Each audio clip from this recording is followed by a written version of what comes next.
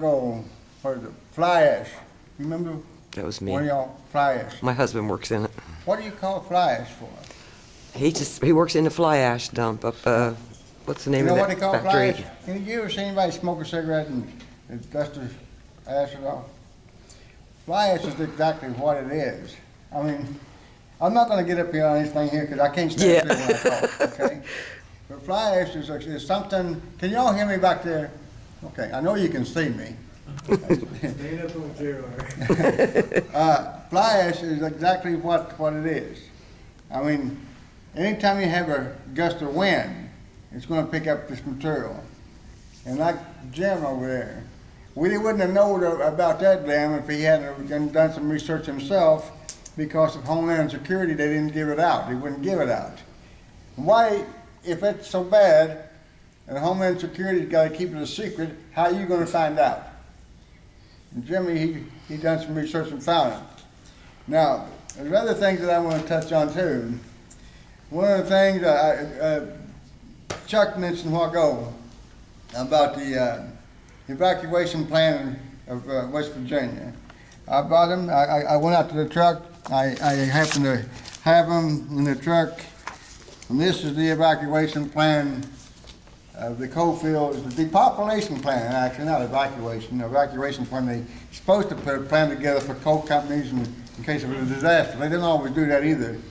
But this is a depopulation plan of the southern coal fields of West Virginia, made up by Robinson Law Firm. The first evacuation plan was made and put together in 1966. This is revised in 2000. You'll find if you go through it how far they'll go to do the job for the industry. Chuck had mentioned something about the coal company and how far they'll go. Well, I've been lobbying over 20 years. When I go to lobby on Thursdays for SSP and other things I believe in, I go and I walk out of the halls of the Capitol, and it's like walking into a coal company. You know, you go home and you clean the coal dust off again. That's how much coal we got in our Capitol. In other words, it doesn't matter how clean, so serene it looks. When you walk in the office of the senators down there, and they got all them coal stickers on their walls, and you don't have a damn chance of hell, but we still do it. And the other thing we have here, I brought in a while ago, is here's air quality test. On the second page here, in this here thing right here, you'll find this guy that put this test together came to my place and did a test on top of Cape Ford Mountain. In this test he did, and he's a professional in what he does. Actually, he's a professor at Morgantown University, WVU. His test he did up there. Now, I want to tell y'all right now, I'm not going to stand in front of you and tell you I'm not against coal, because I am. I want you to know that. But when I get through, maybe you'll understand why. Okay? Some of the tests that Professor Michael Hendricks did and other people from different universities, high-grade universities, did on the study of what coal-related diseases does.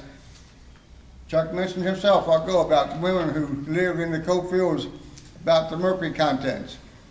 Mercury is in the air. Mercury is in the fish. When I was a kid, I'll give you a story about my own self.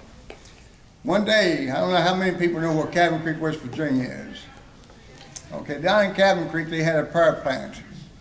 They still got the transformers there, but I don't think they use it no more. My dad got laid off at the coal company. I was about 11 years old. And we used to sneak underneath under the fence, the power plant. My dad said, they got a big white pipe coming out of the power plant. White, foamy water, he said. And I always catch big fish there, he said. So he snuck under the fence, go out behind the power plant. He dropped his pole in there. My dad, he liked to wrestle them fish, buddy. I want to tell you. He'd throw that pole out there, and he caught 2 or 3 carps, and a water dog, and he threw it out there again, and all of a sudden he hit. Big old damn catfish, I want to tell you. And he was rolling and wrestling, trying to get it in. About 15, 20 minutes it took him to get it in. Now, that river ain't that wide there, So when he got it in, he was rolling it up like that, and the pole was all bent like that. You gotta use your imagination now when I'm talking to you. And he's rolling it, you know, like on a boat, trying to get it up there and rolling it, you know. And when he gets up on the bank, I want to tell you what I seen. I was 11 years old, and I'm going to be 64 in a couple of weeks. This fish had come out of the Kanawha River by that big white foamy pipe. Running sores on it, one eye, big knot on its head. But it was real long, you know, 28 inches long or something like that.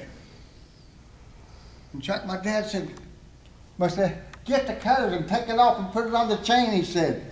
We can sell that for sure. I got the cutters. I took that dagnabbit thing off the line.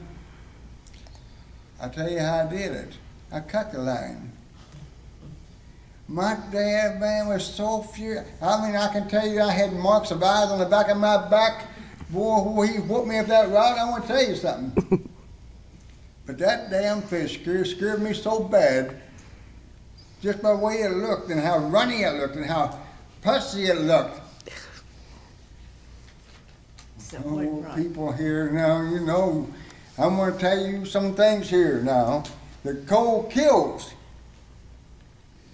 The mercury in the water back then was dangerous enough to deform that fish. We came a long damn way.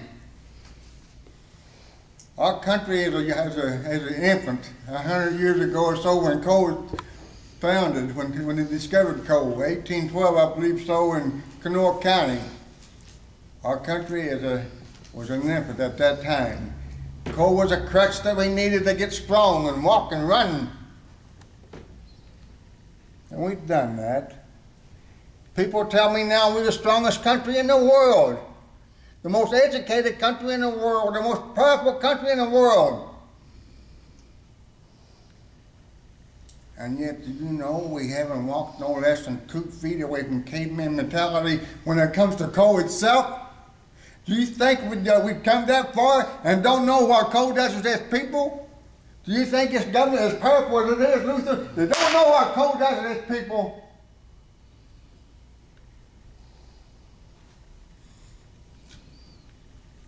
This man right here came to my place, sat across the table from me 2 years ago when he released his study, March of that year. And he said to me like this, he said, Larry, he said, I've been reading for years, you've been calling for the abolishment of coal because it kills.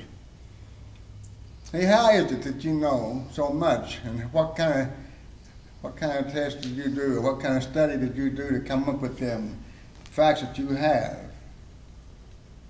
I thought it was kind of ironic that he came at me in that direction, you know, and I'm not a learned man at all. I'm just a man who lived in the hills and fell in love with them before I even knew it. But when he asked me that, I thought it was kind of funny. It was very simple. We had a big rash of women dying in their coal fields. And you know how they wash you know how the women would wash clothes? How they wash, and you know this, you was a miner, Chuck. How a woman washes a miner's clothes from coming out of the deep mine. You can't just throw them in a washer. You gotta dust them, you gotta pop them, you know, shake them, and get the dust out of them. Everybody knows about secondhand smoke. Nobody's ever talked about secondhand coal dust. A lot of the people in our family, when they died, we had autopsies simply because of insurance, you know, policies. A lot of the women who died never worked in a mine. All women never started working in a mine until about the mid-70s, early 70s maybe. Why did these people die from coal when they never worked in a mine for? I told them, that's how we did our study. When the people died and we had money to pay for autopsy, we got them. And most of the times it was living in the coal fields, just from washing their dad's clothes or pop's clothes or their husband's clothing.